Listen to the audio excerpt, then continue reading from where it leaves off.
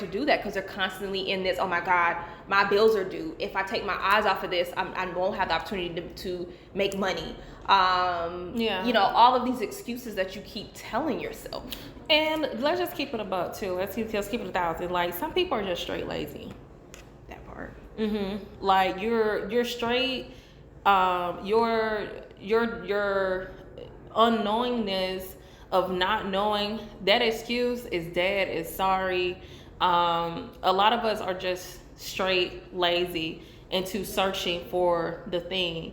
And one thing I know for sure, and it has if I didn't know, I know now, like, what you seek thou shalt find. Point blank, period. And I know that sometimes we will literally tell ourselves that we are literally trying our best, but your best is looking like your results, so clearly that ain't enough. This is the Becoming of Her podcast. Welcome to the Becoming of Her podcast. I'm Brittany. And I'm Tiffany. Hey girl, y'all missed us? We've been on hiatus. Not really. We have. Life has been lifing. Yeah, but we here. We're here. We're not going anywhere. I don't know what episode we're on. I honestly think this episode 16 or episode 17. So My vote is 16. Yeah, I think it's 16. Yes. So what's up, girl? Ooh, life is finally in an amazing place. I had to go off. I don't know where I was. Okay. But is your head now? I am here. Okay. I feel great. Opportunities have just been coming up. Yeah. I'm back in a place where I'm fully like ready to be present in all areas. Kids are great. Like I have no complaints right now. No complaints. You feeling good? I'm feeling good. You looking good. We went out over the weekend. Ooh. I was acting up. I have never seen this one twerk ever. I have known her for 4 years, and when I say the body is body, listen, I've been in the gym. Okay, she is looking good. Okay, the body is bodying. Yes. So she looking good, primed and ready for my birthday. She getting ready for sundress season. Yes, very ready. Beware, you guys are about to see us a lot more in these Atlanta streets. Okay. Yes. Outside is being taken to the next level. Yeah, so we got us a new little setup here too. Oh, so we got another one. We working it out for y'all. This about the who knows, 4th, 5th, I don't know. Something. We've done a lot. Who's but let me counting? Tell y'all, the early stages of putting a podcast together is such a challenge. It can be very rewarding. It can be very lucrative. This is not like you just throwing on a camera and voila. I mean, you can, but it's way more. I would highly recommend it. Yeah, no. It's way more complex than that. So definitely, like, it's been a journey. It's been a journey, and we're still learning. Like, you guys, I low-key feel like I'm a whole videographer sometimes now. She is. Just because in an editor, like, I'm like, hey, I can do a little something. But that's a part sometimes when you are putting yourself into new environments. Usually things have to be pulled out of you, you know, for you to become more. So usually in exchange, learn some new skills. It really be the process more so than like the success. The success just really be like the outcomes and the things that you've had to do to become. So yeah, that's very. It's right on brand. Very, very much so. Yes, I love that. Yes. So should we get into our topic for today? Let's get into this one. This one may be mildly spicy. No, it's gonna be spicy. But this is something that is near and dear to my heart in being a money and mindset coach. And one of the big things that I do for the women that I work with, if you're not familiar with me from my business and just the podcast, is I merge the mindset concepts of money in with the tangible financial strategy part of money and really help my clients to achieve financial freedom in that manner. You better advertise. Okay. So if you are a woman in corporate America who is looking to heal your relationship with money to achieve financial freedom, then make sure you head to misscfo.com, MISSCFO.com. But anyways, links will be below. You just head to the link tree and it's there. But so one of the things that I've learned about being in the financial space for over a decade is that a lot of of the things that people deal with are just mindset issues, especially in the Black community. There's a lot of trauma around money. Why do you think that's so? A lot of it is just traumas that we have just as Black people. Our whole concept of who we are, if you really want to get down to the nitty gritty, is trauma. Like the things that we do that make Black people, if you get down, it's trauma. It's rooted in trauma. Now it brings us and it makes us really colorful, vibrant, creative people, but it happened that way because there's a lot of difficulties that we face. We've been behind in the terms of money and resources. We spent a lot of our lives, scratching and surviving. And so now that's translated us into moving in a space where we're always in struggle mode or we're operating in lack mode. So you may be, money wise, okay, I got money, I have great income, I may have some savings, but that does not mean that you're not operating in a lack standpoint when it comes to money. And then also too, if you are, I don't know if there's a term for it, but if you have like more than normal hyper behavior around money, like you feel like, you have to have 4, 5, 6, 7 different jobs, like doing this over normal hyper activity, that can also be a sign of trauma as well. For sure. And if I can jump in there really quick and not to get too technical in it, but there are money relationships that you have. And what you just talked about is, in my world, we would call you a ruler behavior type of personality. So you're someone who stays in grind mode. You believe that in order for you to be in the space that you want to be, you constantly have to be chasing the next bag. And you're never satisfied with enough. You could have be living really well, but in your head, it's like, it's never enough. I gotta get it. What else is next? Because you're always thinking about something could happen and I could be, things could quickly change and I can go back to living in, poverty or being in a struggle mode. Yeah. So I actually saw, it was a post and I posted this on the page maybe 2 weeks ago. And this woman was actually talking about just trauma with money. And we all know, not being able to do the things that you want to do. If you want to take on a trip or just buy your something nice, those are things that could lead you to operate in operate in having trauma tied to money. But what it really made me think about is more so the mindset of lack. And it's just that I honestly, truly think people be so caught on what they currently are seeing. And sometimes I just think it's hard for people to, for one, truly understand that they have choice and income can always be changed. I think that the ways that we look at money in itself be so challenging, and that a lot of times we've had to do so much out of just survival mode, right? And I think it could just have some blockages just around what we need to become more, not even focus necessarily on the money, but who do we need to become to maybe unlock different things about ourselves, going out to develop more skills. I think that is the piece. And so many people like that post. I think there was just so much relatability on that, so. Yeah, I mean, to your point, it's it's really tied into a lot of the work that you and I do just outside of this.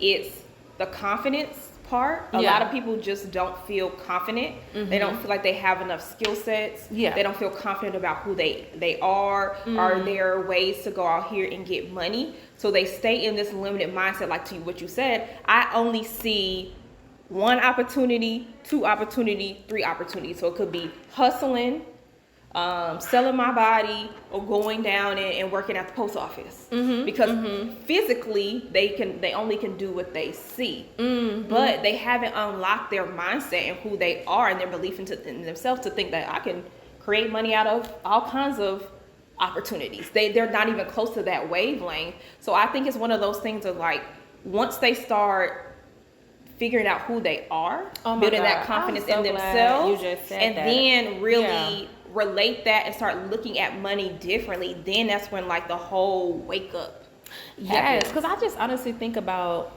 how many things are impacting us to take us off our path of discovering truly who we are. Mm-hmm.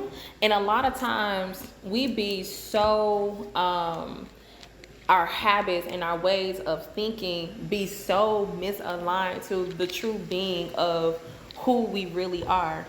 But I understand that the caveat with that is like, well, how can I really focus on figuring out who I am when my money isn't together? That's the main people who need to be figured out. You know, who they are. like who they are. And my thing is that the longer that you spend doing things, you know in your spirit, you know it. Something's telling you like this ain't right. The longer you spend time in places operating in things that are not truly for you, you are robbing yourself, okay, of the opportunity to discover who you are and to start to test out things. And I think people be so afraid of starting really from the beginning and not and just honoring like, damn, I don't know what the fuck I'm doing, but I'm gonna do it. Yeah. You know what I'm saying? It's exactly that. It's just, it's almost like a never ending cycle that you get on. It's like, Yeah. I don't know who I am, but I got this money issue, so I got to stay focused on the money issue, but I'm just focused on the money issue, so I can never get to the place that I need to be to really actually get out of the place that I'm in, because people get so scared. Like, if you really just shut stuff down and focus like unwavering on yourself, locking yourself away, really going within, not listening to people on social media or what your friends have to say, that's when the awakening happens. But people are too afraid to do that because they're constantly in this, oh my God, my bills are due. If I take my eyes off of this, I won't have the opportunity to make money. You know, all of these excuses that you keep telling yourself. And let's just keep it about too. Let's keep it 1,000. Like, some people are just straight lazy. That part. Like you're straight. Your unknowingness of not knowing, that excuse is dead, is sorry. A lot of us are just straight lazy into searching for the thing. And one thing I know for sure, and it has if I didn't know, I know now, like, what you seek thou shalt find. Point blank, period. And I know that sometimes we will literally tell ourselves that we are literally trying our best, but your best is looking like your results, so clearly that ain't enough. Clearly that's not enough. And I just think that pick that thing, just pick something. Someone told me years ago, a successful person, and I didn't understand it. They was like, people overthink success. Success is literally just following the steps. And the success can be determined, really, to me, success is getting the goal done. Now, to the extent of how quick you do it, how fast you do it, all of those are different key players in your consistency into doing it. But literally, people just be so, I don't know why are you so lackadaisical about your potential? People would rather be depressed, sad with life than to really go out and search for it. Like, a part of it just, But I think because people, we get trained that way. Like, we coddle people so much, and we tell them like, oh, it's okay, just go be depressed, just go take this medication, Go take heal. your time, go back home. Like, we give people so many excuses and outs that they're like, okay, yeah, maybe I do need to just go lay down in this bed for 40 days and 40 nights and not think about my future. So I mean, when you don't have the right kind of people around you, oh yeah, and that's a big thing too. it's just easy to fall into that trap. I'm sorry. I gotta tell you, being pretty is not enough. No. Now it's an asset It is. I did this mastermind group that I'm in. It is an asset. One of our assignments was to fill out a talent profile. I definitely put, what did I put on there for one of my skills? Aesthetically pleasing. Yeah, because let's keep it a buck. Like, your looks, pretty definitely is a privilege, but I'm more so definitely the women who are depending that your looks are going to save you. As far as attracting a man to be that rescue boat, because the thing is, when you allow somebody to determine and be a rescue boat, you fall underneath their blueprint. You fall underneath their formula of what that looks like for you. You have no control in that. So you may fuck around with a dude just because he have some availability to resources who you don't even like. But then that's trauma too. That And goes then back to once again, the whole thing. That goes back to the whole money trauma thing, because when you're in that space where you're like, okay, I am just using this man because he takes care of me and I don't have to work. I mean, that's your trauma. You think that that's the only opportunity that you have to make sure that you stay in an apartment and your lights are on and you got, you know, some lobster and lamb chops every once in a while. Like, it's just what it is. Oh, and don't forget the liquor. Oh, yes, and some Casamigos. And the weed. But I mean, again, you are operating in lack. Yeah. Whatever the story that is running in your head, which is called your money story, because we all have a money story that we operate from. That money story is telling you that, you know, in order for me to live the lifestyle that I desire, it's going to come from, you know, solely from a man taking care of me. How do we change that story?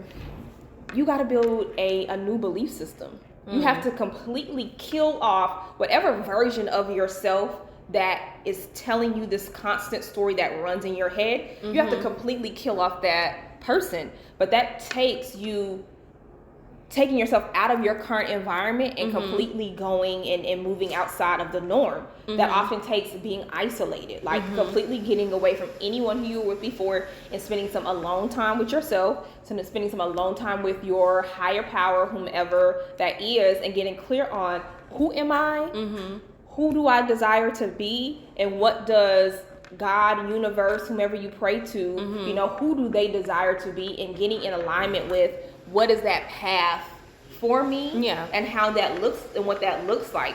And once you start getting clear on that and you start understanding it, then you can start moving in action towards whatever that is. And the thing about it is, I think that also holds us back is that we think we got to have the whole plan. When we want to move outside of something else, like you want to have the A to Z, and you're not going to have that. You may only have step 0.5. You just got to run from step 0.5, and then when you get to 0.5, then Spirit's going to give you the play to run to step 3, but you got to make it to the halfway mark first, and we just don't want to make that first step. Yeah, and a part of my client's journey, the very first step that I want, that I will give someone is, it's pretty much like assessing where you currently are. Because I truly do believe that if you could tell me what it will look like for you to get to that next place, then that vision is already in you. It just needs to be restored. Something needs to be added to you so that we could just get that accomplished. But if you can list out all these negative things, like the things your current strengths, right? And then you're like, but I want to be this woman. It's like, okay, so what is required to be that woman? If you can list those things out, then you know. You know what it is. So it's like now figuring out what's stopping you, whether that's just a vehicle to get to that, whether you want to take a career route to that, or changing up how you're making some money, or you know, it's just a vehicle to get into that. For me, it was fitness. And I tell people I'm still on the journey, but being almost 300 pounds, like, I had to focus first on my weight before anything. That's the number one thing that I had to do. And it's just like, I don't think people spend enough time being committed long enough to one thing to really show the results. And that's what confidence is. It's going after something, learning it, sticking to it, and then now you are feeling like you have mastered something. That's where you build confidence. You know what I'm saying? So I don't know. I just think that we have to decide to really want more with each other. Don't you think? Yeah, I mean, I don't think people know that they have what is called money trauma. You don't think people know? I don't think that's what they would call it. Like, unless you've been around and you've heard it, you probably think there's some trauma that you have, but I don't know if you necessarily would classify it as money trauma. So I think that's part of it. Like, it's a lack of understanding. But once you do get to that place, it's like, okay, now that I'm aware that I do have this issue, then it's like, what are you going to what are do you with going it? to do about it? Yeah. And I think too is that we have to have realistic expectations. Shout out to Kevin Samuels. But one thing that I noticed, a lot of women, when they used to talk just about their finances in regards to maybe things that they want to do in their future, is that literally they weren't doing none of the required work to get to that point at that time. And I think we do a lot of that. It's just like we talk and imagine too much. Like we just say, like, you know, I want to have this such business, or, you know, I'm gonna make $200,000 in this business that I started. But you can barely just do what you need to do on the website to track your customers. Like it just be little things like that. Like being honest, like where you are in your process. Not, and I think that's trauma too. Like just thinking that you are more capable of doing something that you haven't yet proven that you can yet. Like you are I don't know, like be honest with where you currently are and what help you may need. I think too, people think you have to, like you said earlier, do it all by yourself. Yeah, Yeah. that's definitely true. That helps to get you further down the process once you actually can prove that you can do it. But to your point, like otherwise it just becomes like this imaginary thing that just lives in your head. Yeah, and that's traumatic too, thinking like, oh my God, that I had this idea, because people would tell themselves like, I had the business idea, but you know, it didn't work. It ain't work. It's the operating in the lack of. It didn't work, or you didn't stick with it, or which long one enough. which one is really the truth, right? And then too, why it's just on my mind, women who have had to be in survival mode because and getting their money, the trauma that involves. So if you are online, black women have always been over sexualized.